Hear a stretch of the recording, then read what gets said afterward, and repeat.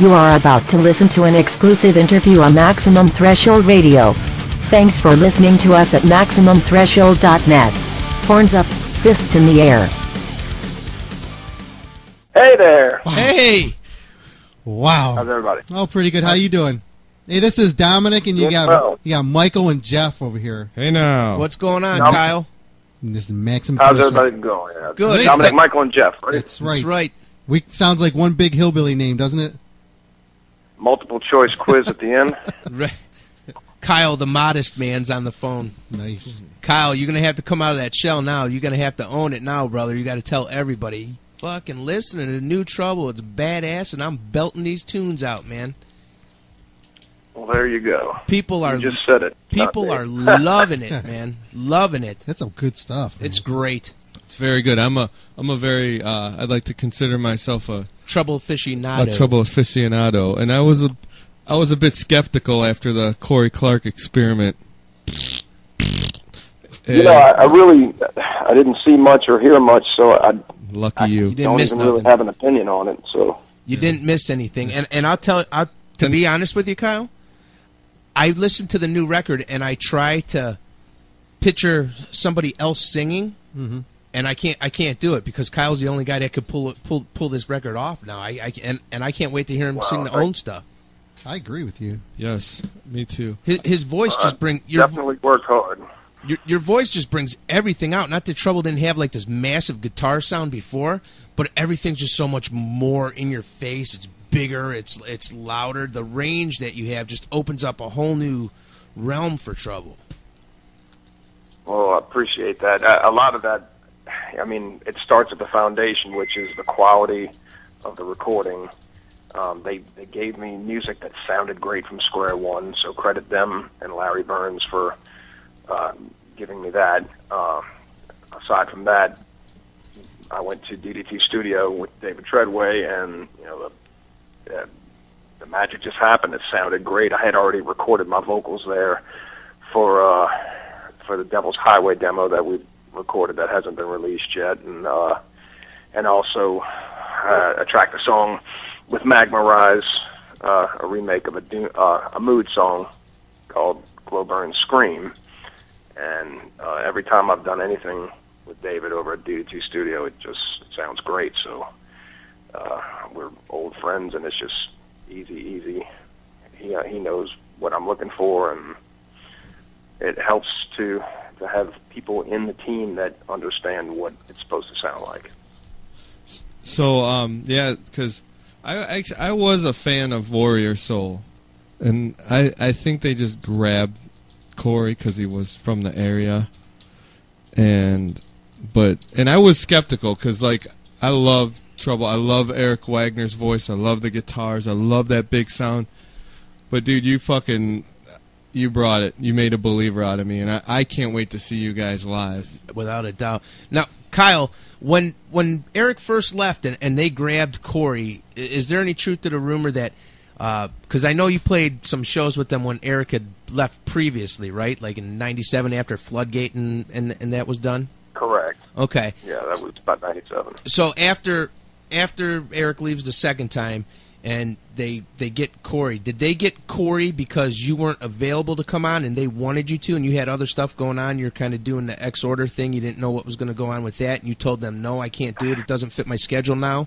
Or did they just get Corey? No, actually, that whole thing kind of happened around the time that I was in Alabama Thunder Pussy, and I had read a bit online that they were working with him, and I had kind of scratched my head because when I was playing with them back in '97, '98, we had always talked about how great it would be to do a studio album with me singing.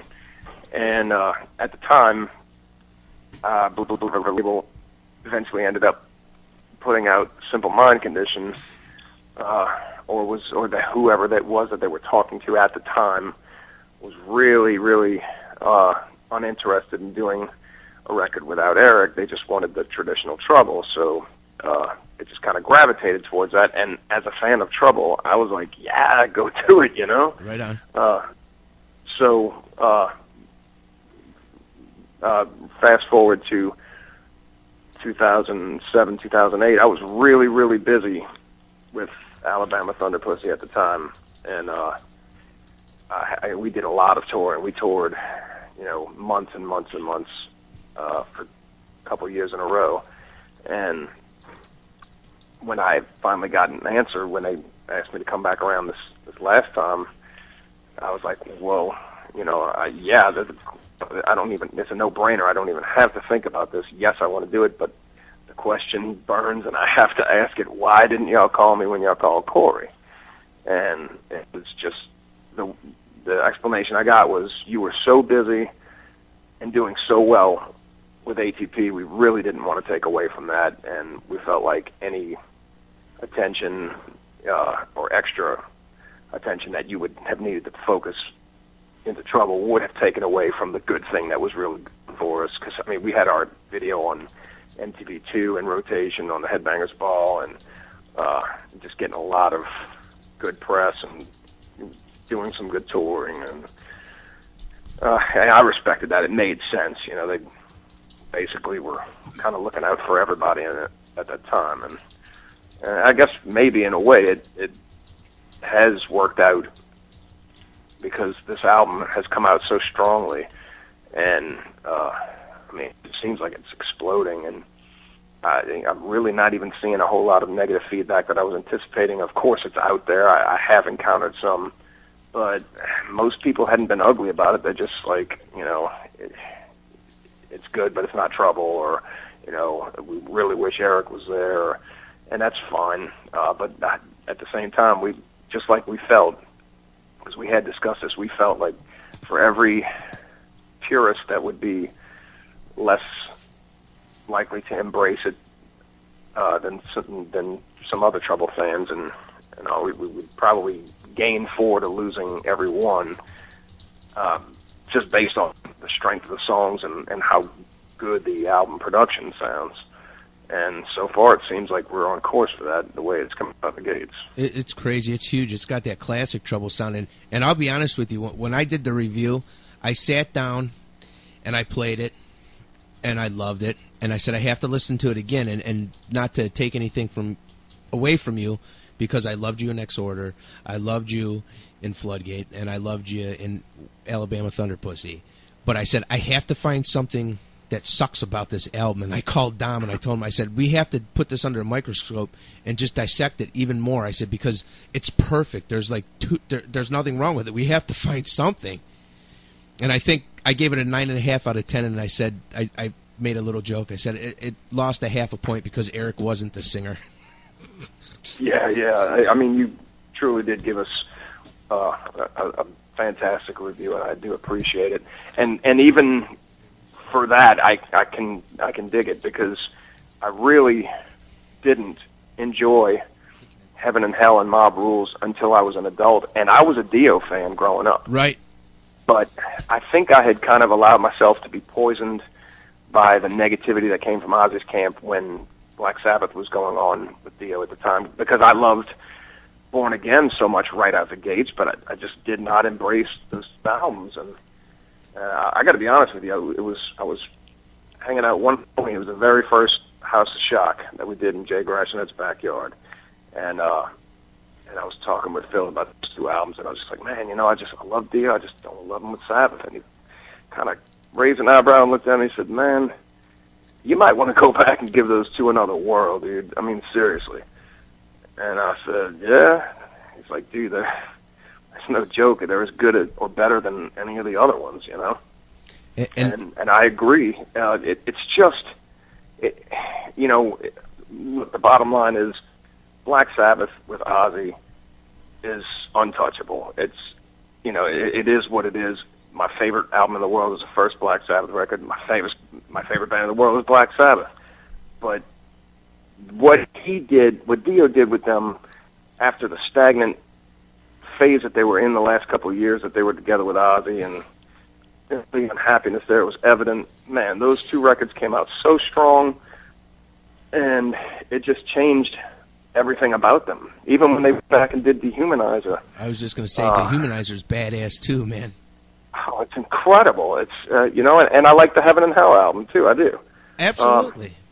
It's better than the new Sabbath. I don't mean the Black Sabbath Heaven and Hell. The Devil You Know by Heaven and Hell. Right. It's good stuff.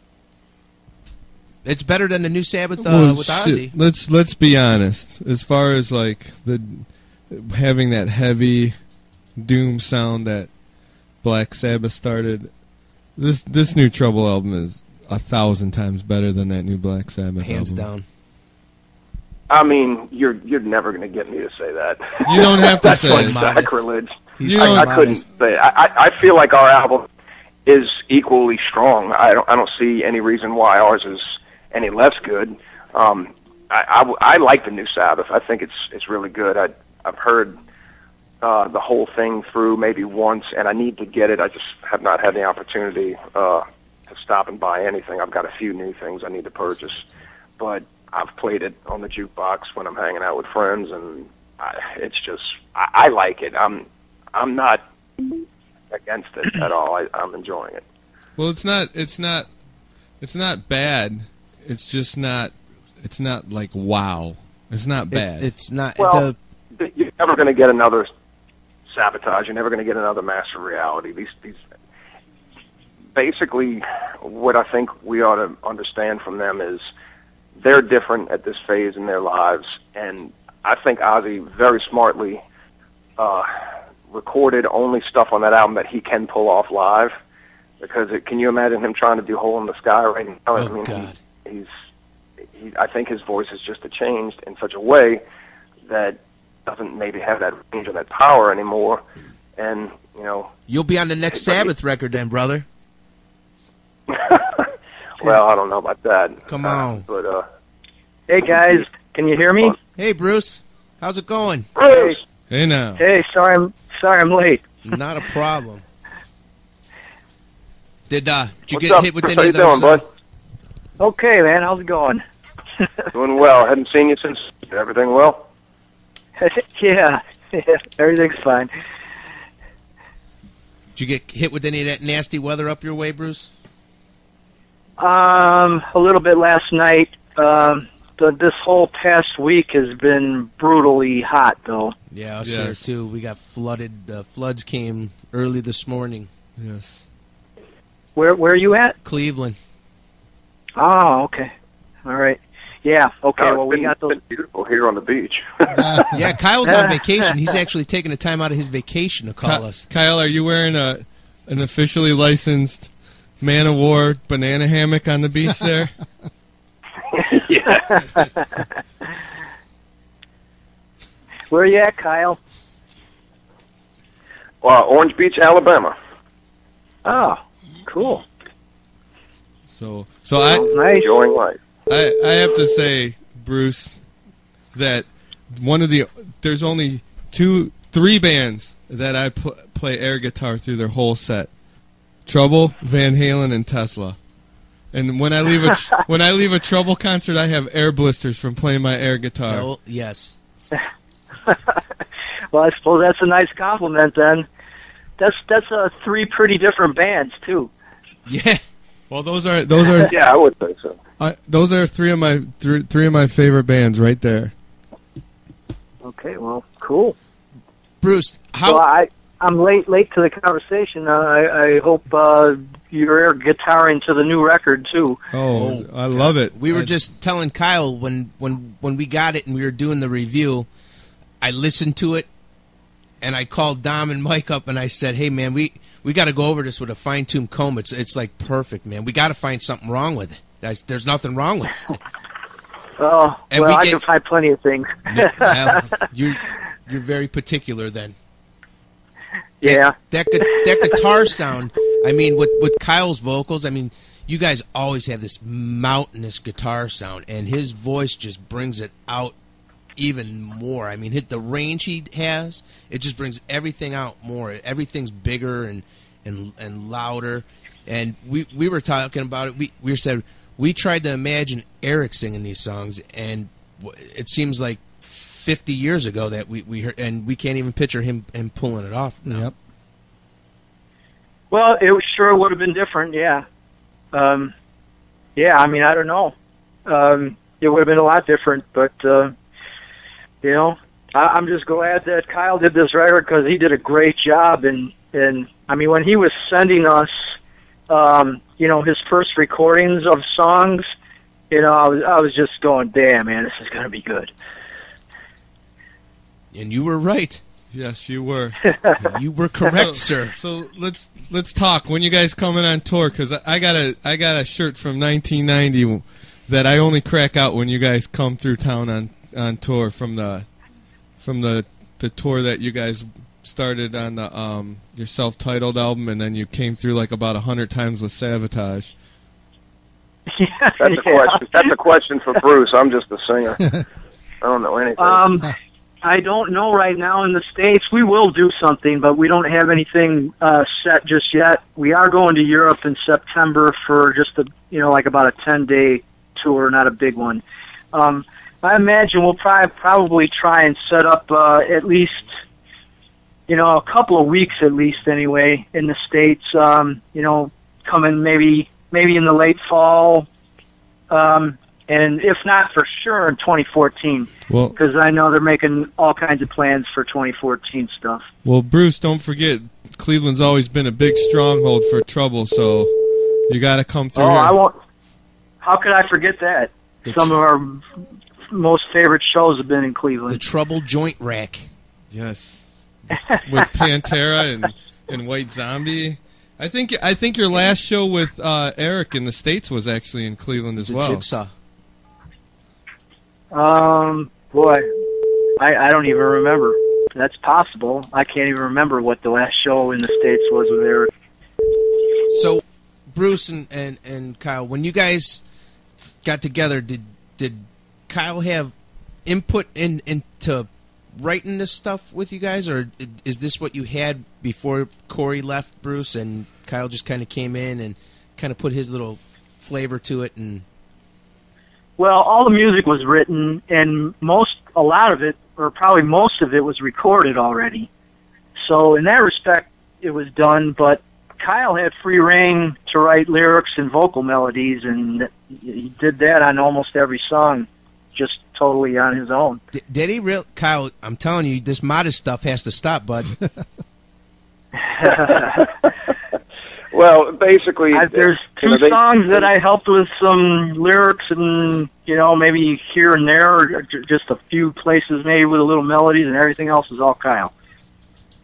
I mean, One Life is Bruce's baby, and he did give me some freedom with, my vocal runs and stuff. But for the most part, he had a pretty solid idea of what he wanted for the song, and he worked patiently with me to have me bring it out the best that I could with what he was hearing in his head. And he actually did the vocals and the pre-choruses. That's him, and he wrote the lyrics to that song. He had some ideas.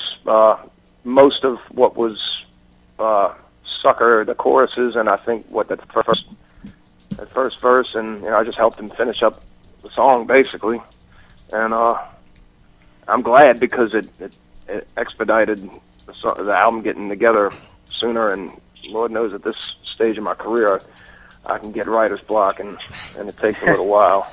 In fact, I was dragging a little bit more than I wanted to towards the end, but we ended up pulling it out. And I like the variation from song to song with. There's a lot of personal experiences in there. There's a lot of more, fantasy type things, and I try to write lyrically about life and how I feel, or just come up with creative writing as well. And sometimes it doesn't have to make any sense; it just has to rhyme. Exactly. Or it doesn't have to rhyme. You know what I noticed? Because, like I said, I'm a big. You got two huge Trouble fans in the room here. Me too. You're just huge. Yeah. He likes Trouble, but me and Jeff would wash the bus if you let us make the set list. One thing it makes it a typical Trouble album that it just comes right out, just bam, right just right from the get-go, and I love that. I love that you guys don't hold punches back on the records. There's no playing around when the sky comes down. That kicks you right in the face. There's no pussyfooting or half-stepping. And I would probably be pretty sure that'll probably maybe be our new opening number when we play live. Oh, God, I can't wait. Oh, yeah, I mean, it has that the fact that it opens the album, it's a kick to the teeth right off the bat. And sonically, it's just huge with the dive bombs. And, I mean, when I first heard it, it reminded me of some of the better crafted songs, Deaf American Days, just the ones that really cook, and it made me think of, with all the dive bombs and stuff, it made me think of air attacks, and Lord knows we've been in so much wartime this last few years, last decade, and it just made me think of war, and then Bastards came out, and I was like, man, that's actually cool because it's a throwback to Bastards Will Pay, and kind of maybe a part two of that song in a sort of way. Yeah, kind of an anti-war thing. It's got the thing about it that started. It's just got that treble beat, man, like the treble tempo, and it just it's got that. It's like we're gonna start out a little slow for like 10 seconds. That's it. And then we're gonna punch you right in the yammers, and you're gonna ask for another one. Well, I'll tell you, one thing that we do try to do is mix up songs so that we don't have a bunch of songs that are all the same tempo or the same key. I know it's kind of musician talk when I'm talking about key of a song, but there seems to be so many bands that play heavy metal that get stuck in playing in the same key for almost every song, and that'll just wear on your ears. So I mean, tempo and key are two things that we try to mix up, and that's what kind of makes it, that variety of the album that it is, And right before we came on air, we were sitting here and we played One Life, and me and Michael actually had the discussion. We're like, dude, this is the song that embodies Trouble. It just encompasses everything that Trouble is, and it's just so. It's awesome. I mean, the riff, and it's just it's classic. Yes. Yeah, I mean that's a little bit of a throwback to some of the older Trouble, just like the heavy Sabbath kind of approach. Although there's enough in it that it doesn't sound like Sabbath. It sounds like Trouble, but it comes from that influence, though. Absolutely. Now I got a little. Bruce, this might be for you. Kyle, not so much. I don't know. But Bruce, have you played the new record for Eric, or have you not spoken to Eric? Or I have spoken to him, but I didn't say anything about the new record being out, and he didn't say anything about it either. So I left it alone. Right on. Yeah, and not trying to start anything. I was just curious as if to Eric. He would have to give his stamp of approval on this. I mean, he's fucking crazy and smoking way too much Mary Jane if he does it. Yeah, I mean, I don't know if he's heard it. I would guess that he probably hasn't heard it, although he may have heard like a song on YouTube or something, but I would guess that he hasn't heard the album yet. Cool. So, yeah, the truth is, we've had Eric on quite a few times, and we give him the questions about getting back in Trouble. And I have to say, like I told Kyle before you came on, I am a diehard Trouble fan. And I got to say, I'm glad Eric didn't come back, because this album is fucking awesome. And I love all the albums with Eric, but without Eric, you guys managed to put out another masterpiece. Well, I'll tell you one thing, Kyle gave us a kick in the butt that we kind of needed, I think, in this point of our career, and brought some new energy and life to the band.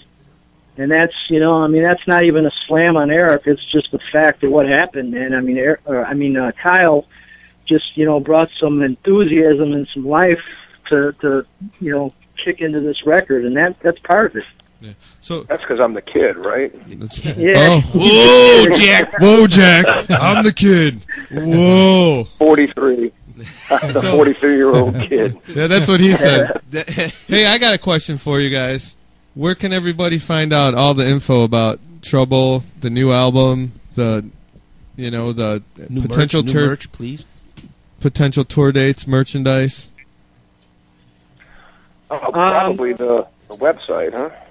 Well, yeah, I mean, either the Trouble Facebook page or the actual Trouble website. It's newtrouble.com. Cool. Now, Bruce, I wanted to know, what was the holdup with Simple Mind Condition, and then how did things seem like they went so much quicker, and you went through a lineup change and got a new member, new vocalist, and Kyle, and things just seemed to go a lot smoother, and everything seemed to come together a lot faster. What is the biggest difference between Simple Mind Condition and the Distortion Field?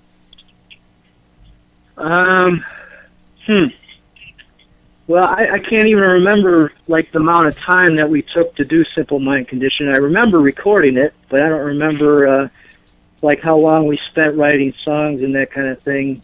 I mean, it was a little while after we had gotten back together, but Distortion Field, I'll tell you one thing that is different about that than any other Trouble record is basically Distortion Field is half written by Rick and half written by me. The music of it, and that's hasn't been the case on other records. So that may have been part of the difference.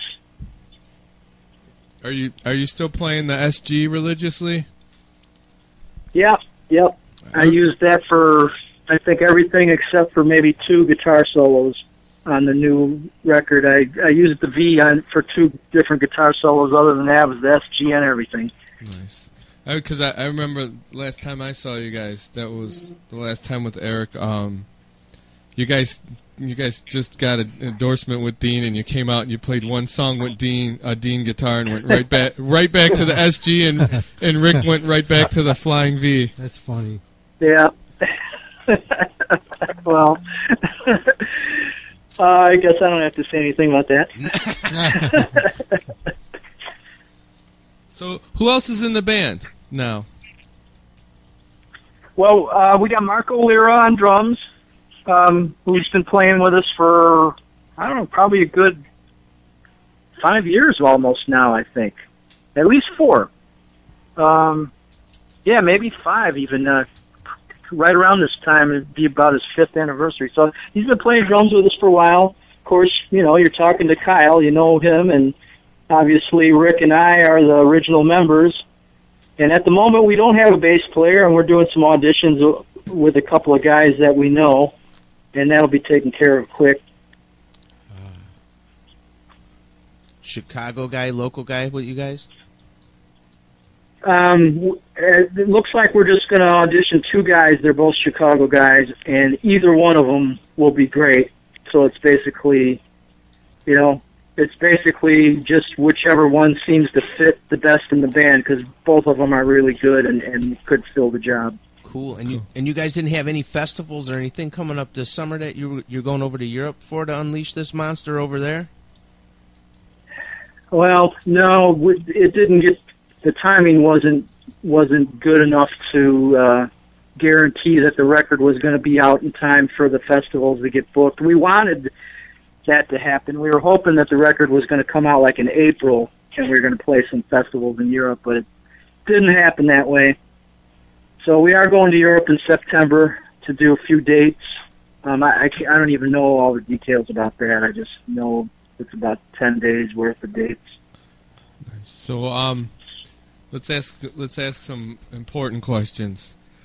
When you get your Italian beef, do you put the Jardine on there, or do you just like it beef and dipped? Dipped and hot jardinera, of course. Okay, I said now. it. How do Cleveland guys know that? I've been to Chicago once or twice. A time or 2. Like I could go for an Al's Italian beef right now, just dipped, none of that, no vegetables. I'm straight carnivore. Okay. Or maybe a deep dish pizza would be nice. It's hard to find a good one. outside of Chicago. So who do you root for, the Sox or the Cubs? I'm a Sox fan. And I'm actually a Cardinals fan in the National League, so Cub fans hate me. That's because they don't know how badass your band is. That's right. What about you, Kyle, down in the bayou? Ever go gator hunting or anything? At the lair? Nah, man, I'm not a hunter. I'll cook it. You bring it to me, I'll cook it. But talking about sports, though. Talking about sports, he's a big Saints fan, right? Absolutely. Saints, LSU, you name it. I support a lot of the colleges around here, but primarily I grew up in a house with Saints fans and LSU Tiger fans. Let me tell you, I'm not a bandwagon Saints fan. I was in the dome wearing the bag on your head. No, we never wore bags, but we wear them now up here. This is when Archie Manning was running for his life, and I was watching Dan Fouts and the former Saints Chuck Muncie and Wes Chandler just running all over the place. It was miserable, but we loved the Saints and we went. Yeah, I used to like the Saints. Bobby Hebert, man, I love Bobby Hebert. I used to like the Saints when they didn't win. Yep, and then I liked them again. I liked Drew Brees to win the Super Bowl. Yeah, because I'm not a tall guy, so I like when the little guys come through. So I was a big fan when Drew Brees came in. Not to mention he's my fantasy stud. Yeah, Drew could literally run for governor of Louisiana and win in a landslide. I mean, everyone loves him. He's a great dude, and he's a great quarterback. He's a winner, and he's just a good guy. I hear he's a huge Trouble fan too. That's what I heard. Absolutely, because he went to Purdue, and that's by Chicago, right? Mm-hmm. And then he moved down there to be closer to you. We're thinking about letting him come on tour with us, but it would probably be too embarrassing for him to not be noticed around us. Right. Woo! That's how you. Kyle's the nature boy. That's what he is now. Woo! Nature boy. Yeah, man. That's how you. See, man, we're gonna break you out, man. We're gonna have you being all.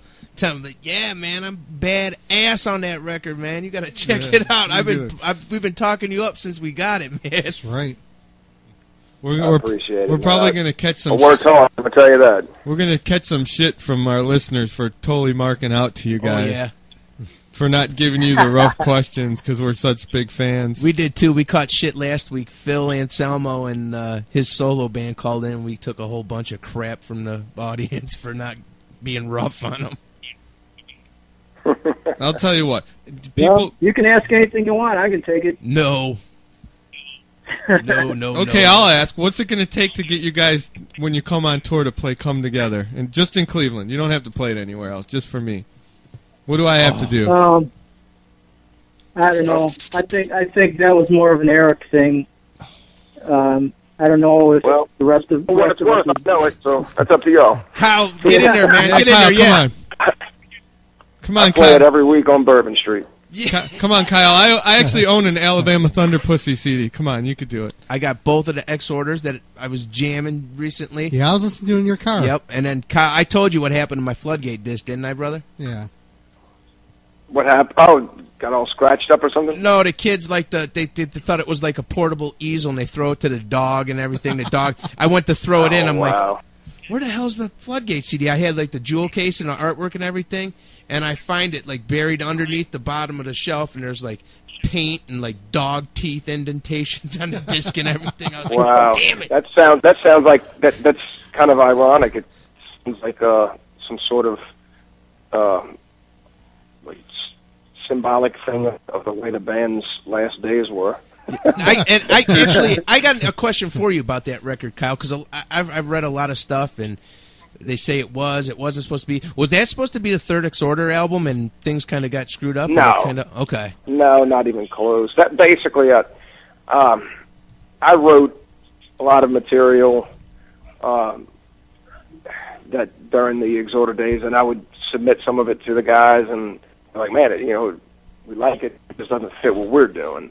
And I was just trying to help because we were coming up on needing new material for the second album, and then for the third one, and it happened, and I was just doing anything I could to do my part to help, and once it was evident that we weren't going to work any longer, I was like, man, I've got too much going on, too much creativity here to not do anything. So I got with my brother Kevin.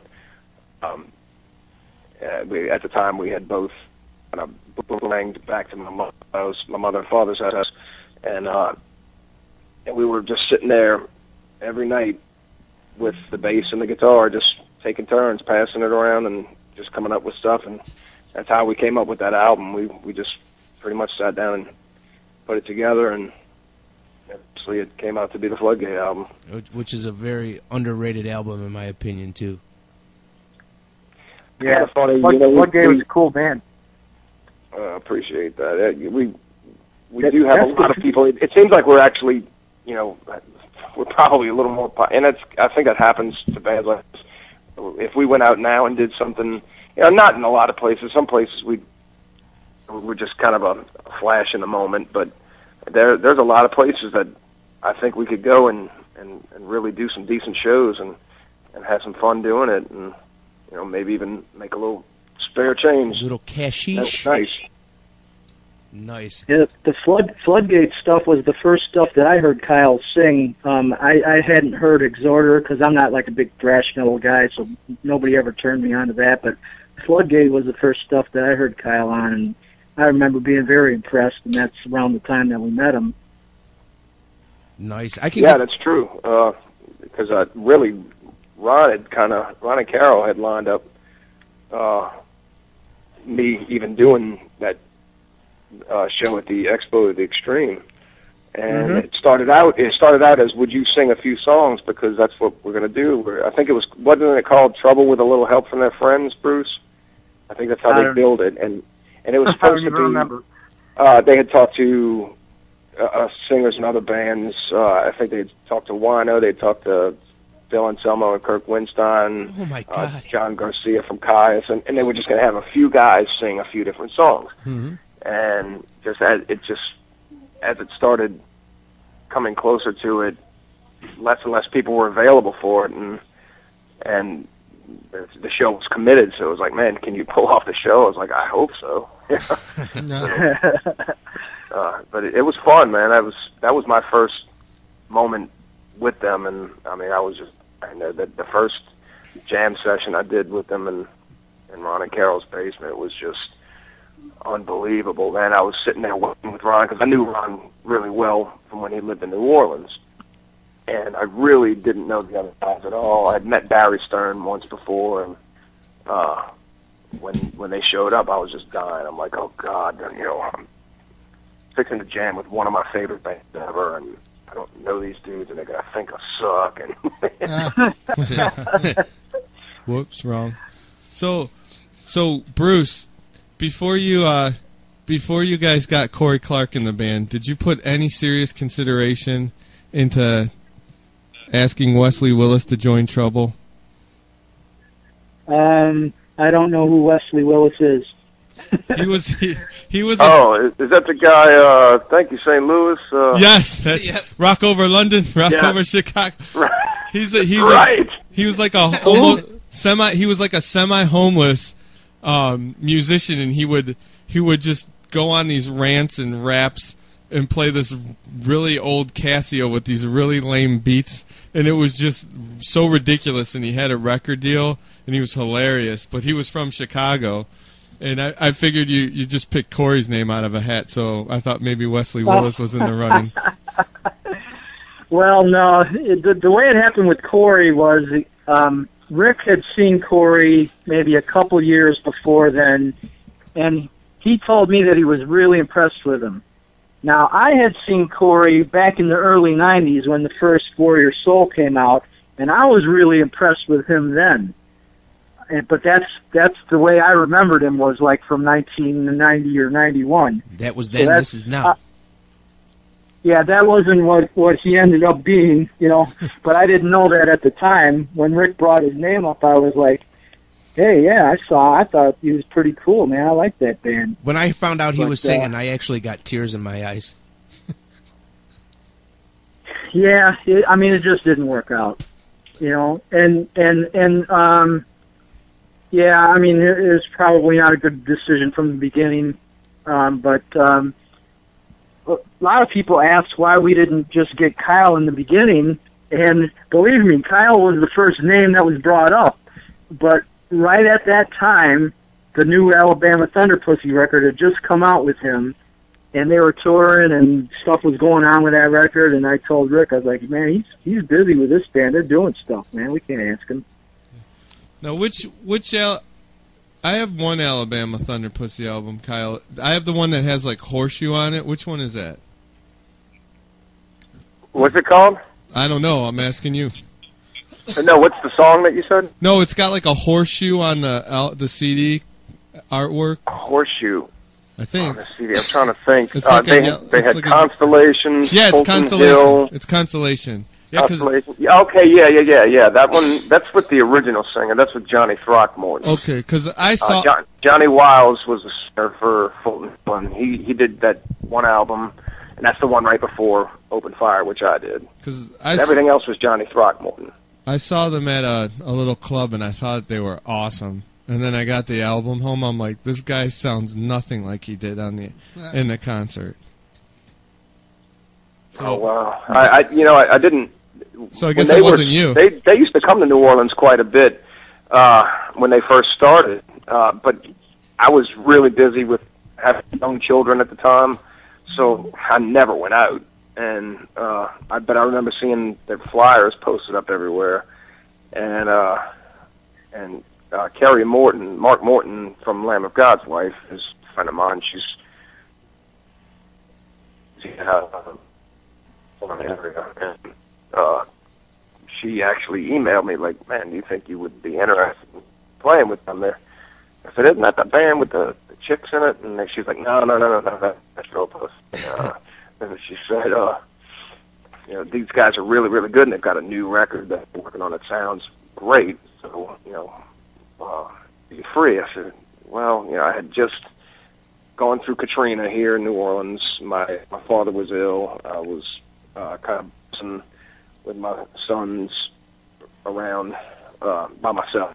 So just trying to figure out my life at the time, and I declined when I talked to Brian Cox, the drummer. But I said, keep in touch if things change, and you don't find anybody. If in a few months things look better, maybe so. And that's exactly what ended up happening. So he sent me a handful of songs, and I demoed one of them, and right there they were like, "Man, we'd love to get you up here to jam." See, everywhere you go, Kyle. So. Everywhere you go, they want you. You're like, I think Billy Squire wrote a song about you. Yep. In the dark. No, dummy. Dumbass. Dom's over there playing with his baloney tits. I want to remake the one he did where he was rolling around in the bed. And, Rock Me Tonight. Yeah. Take me in right. your arms.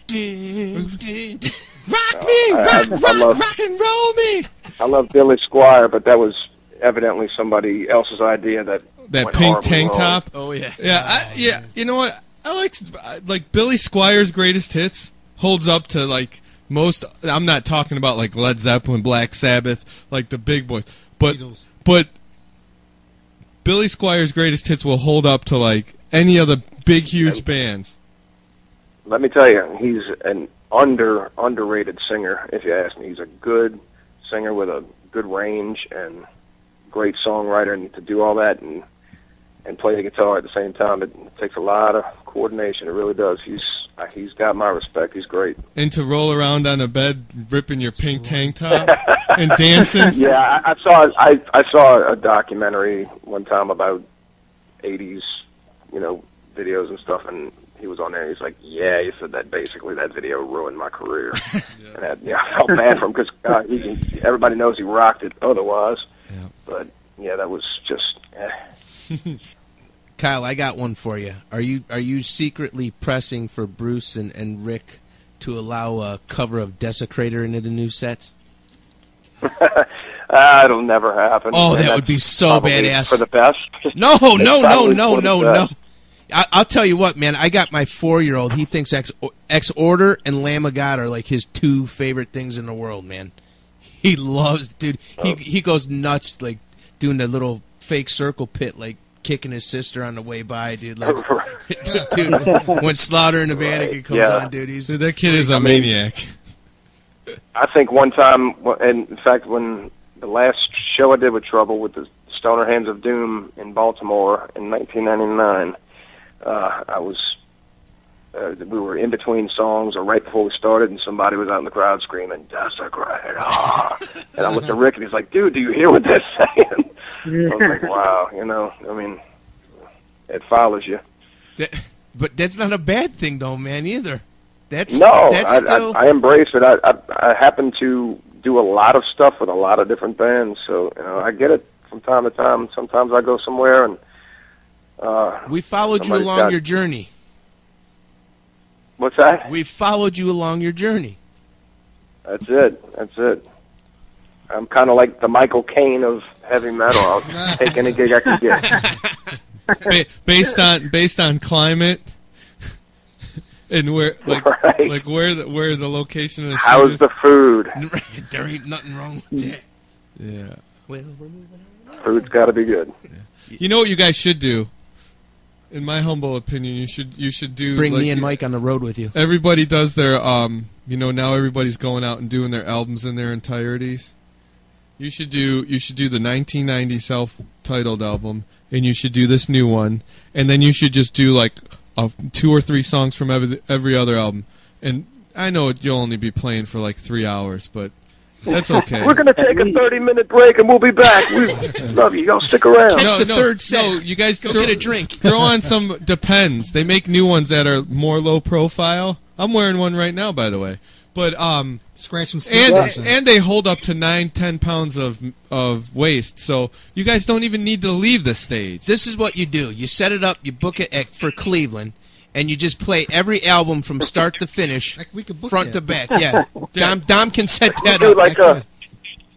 You do like Slayer does when Slayer does the entire Rain and Blood album for an encore. Throw the 1990 album on there, the tail end of it for an encore. Yeah, they're touring on Seasons in the Abyss, and they do Rain and Blood for the encore.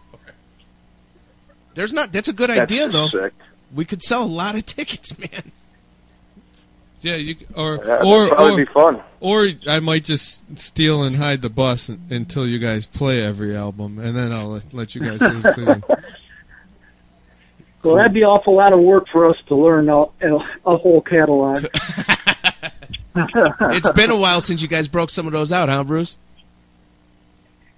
Yeah, I mean, there's probably a whole lot of songs that we've never even played live.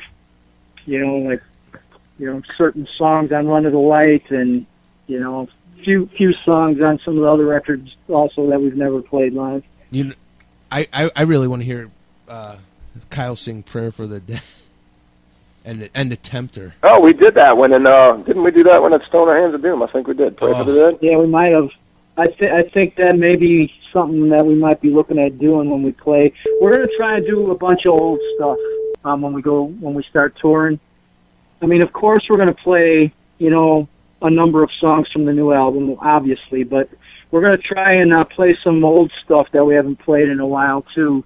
So, yeah, we're looking at doing, probably 3 songs from the first album and a couple from the Skull, like ones that we haven't played in a while, too.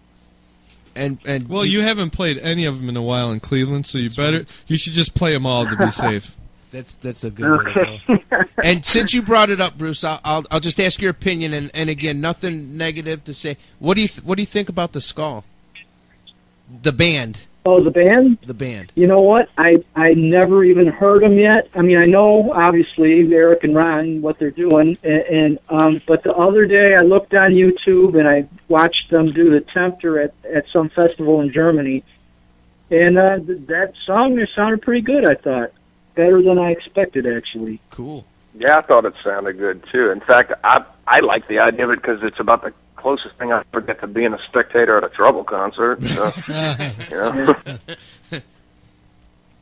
Nice. But,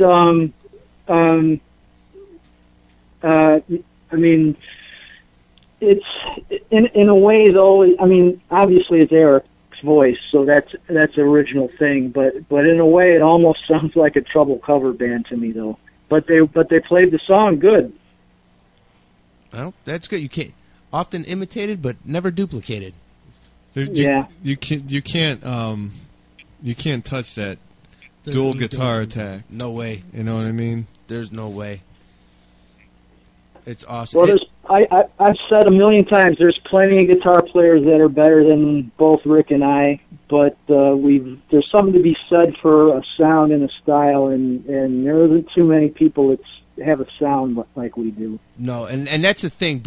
It kind of means something, especially to fans, when you can put a song on, and you might not hear vocals yet, and you might not have ever heard it, but you hear that guitar tone, you're just like, oh shit, that's Trouble, man. That's New Trouble or something, you know? Yep. You're definitely one of those bands. You hear those songs come on, and the tones are just unmistakable. And you know, like Bruce, you can't even hide it. When you did Super Shine, you can't even hide that it's not one of the guys from Trouble tearing it up. Yeah, well, that's the sound, you know.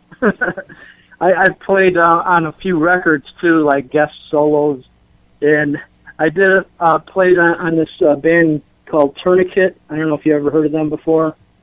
Like a kind of a they kind of split up between thrash and doom kind of stuff. But anyway, I did a solo on 2 different records of theirs, and I remember reading a review by a guy that reviewed the album, and as soon as he heard the guitar solo, he said, "Holy shit, that's Bruce Franklin."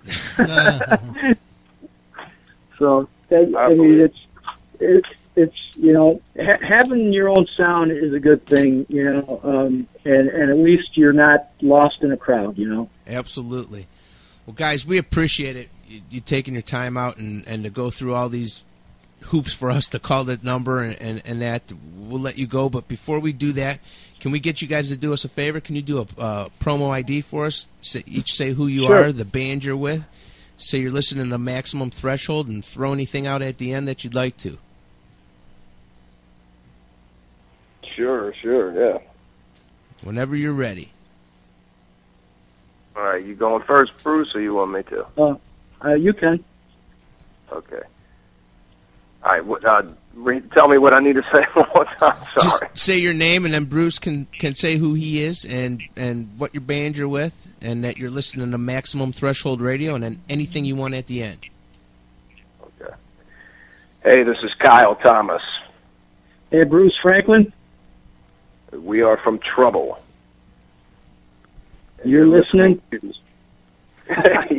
Go ahead. Tell you what, do it again, and I'll just throw in my name from Trouble, and you can do the rest. Okay, perfect. Hey, this is Kyle Thomas. Hey, Bruce Franklin from Trouble. And you are listening to Maximum Threshold Radio. Doom on. Boys and girls, we'll see you on tour soon. Sounds good. Awesome. Thanks, guys. I appreciate it. Yes. Hey, Kyle, I'm gonna send you a present too, man. Since you said you haven't had a chance to enjoy some, I'm gonna send you a present for you to enjoy on vacation too. Hey, and oh wow, yes indeed. Hey, and Kyle, while you're laying on the beach in that banana hammock, remember, turn, don't burn. Yeah, no doubt. And I'm really probably whiter than white should ever be. So you know, I'm one of them people. I've SPF 145, and just give me a coconut with something to drink out of it. I'm with you, Kyle. Feel the pain. I go to the beach and I turn like fire engine red in like 10 minutes. Then I blister, peel, turn white again, and it starts all over. Yeah, he's like a damn lizard. I am. It's ridiculous. No, what, a lizard? What? So you said you are. You agree? Cool. Yeah. So all right. I know what you're doing. I feel you. Thank you, Kyle. Thank you, Bruce. We appreciate it, man. We can't wait till you guys get to Cleveland. Pleasure.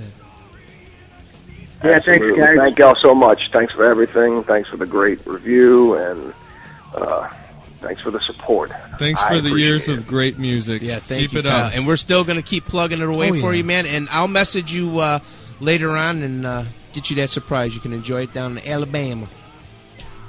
Awesome, man. All right, guys. All right, we'll see you guys in Cleveland. Awesome. Good. All right, thanks, guys. Have a good night, guys. All right, see you. Bye. Bye. And here you go. Here's the rest of When the Sky Comes Down here at Max Threshold. Be right back after this. Dumb. That's it. You can't run for cover in my basement. Yeah. We could swim for cover.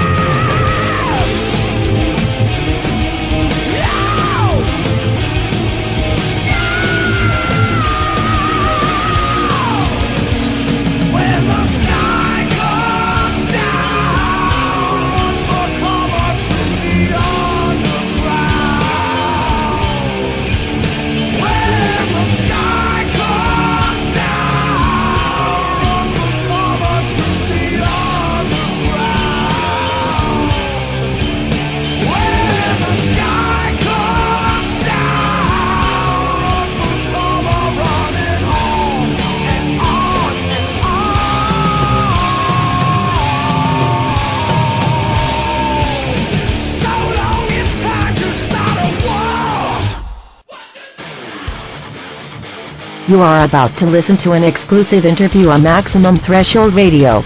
Thanks for listening to us at MaximumThreshold.net. Horns up, fists in the air.